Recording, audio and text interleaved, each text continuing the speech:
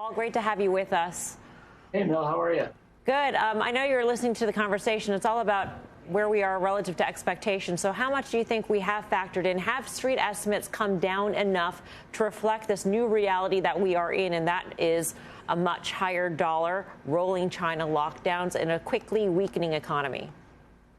Yeah, so I mean, there's all sorts of headwinds leading up to this segment. I don't think there was anything positive that anyone had to say about this upcoming earnings season, and it's hard for me to think of anything positive coming into this earnings season.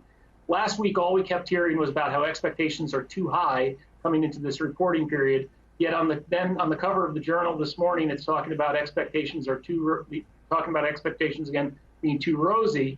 But I just saw a story come by before I came on that said over the last 5 days, you've seen analysts cut estimates on S&P 500 companies, either price targets or earnings estimates, 500 times over the last five trading days. So it's the average of one for every company. So we've seen a ratcheting down of expectations.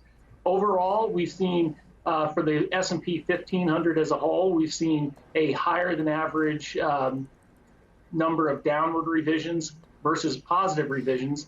And the only sector over the last month that has seen more positive revisions than negative revisions is energy. So, I mean, we've seen quite a I think, ratcheting down of expectations. Longer term, as far as the macro picture is concerned, that's another story. But in the short term, I think you've seen a good degree of lowering the bar for the companies reporting in the next few weeks. Paul, when things were really good in the market, go back to last summer, even before that, the S&P 500 was trading anywhere between 22 and 23.5 times forward earnings. It was there for a long period of time, obviously, in my opinion, overextended. My question back to you is, 17 is probably the norm, but can we overshoot to the downside? And if the answer is yes, how long can we stay there? What's the right multiple, I guess, in this environment? Well, I mean, I think it depends on how quickly things start to turn around. We're definitely seeing a slowdown in economic momentum, and when you see start to see a reversal, that will be more positive. But Guy, to your point about valuations, the two sectors that have seen the most negative revisions heading into this earnings season are technology and consumer discretionary. So the bar is set very low. And when we've seen similar levels of negative sentiment in these two sectors, typically they've had positive earnings seasons. So that sets the stage for potentially a short-term bounce.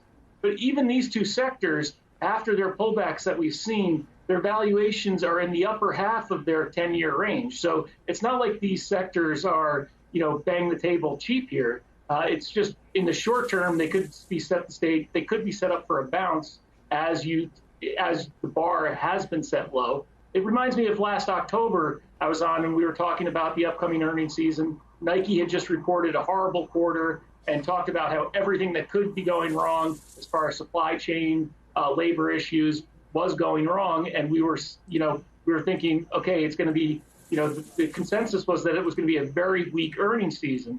But then what we had pointed out in our discussion was that Nike, in the week since that earnings report, had actually recovered most of its losses and was showing better performance. You look to this past June, what we've seen, 130 companies reported earnings in the month of June. Close to 80% beat EPS and revenue forecasts. Obviously, it's easy to beat EPS and revenue forecasts. But the point is, that's a higher than average level. Just in the last month of companies reporting, we actually saw slightly more companies raise guidance than lower guidance. Again, it's a sample size of 130, but it hasn't been this disaster like the disaster that so many people are expecting coming up this earnings season. So if the first impressions are anything to rely on, it hasn't been so bad. And stocks have actually averaged a slight positive return on the day of their earnings reaction day. So overall, I mean, it's not too, we've seen some positive signals in terms of the stock reactions to earnings. Paul, great to see you. Thanks so much for joining us. You too. Thanks. Paul Hickey of Bespoke.